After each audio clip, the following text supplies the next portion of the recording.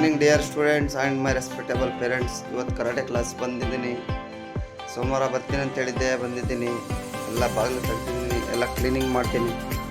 Cleaning ಮಾಡಿ ಎಲ್ಲ ಮಕ್ಕಳಿಗೆ ಏನು ತೊಂದರೆ ಆಗಬಾರ್ದು ಆ ಥರ ಎಲ್ಲ ಕ್ಲೀನ್ ಮಾಡಿ ಇವತ್ತು ಇದು ಮಾಡ್ತಾಯಿದ್ದೀನಿ.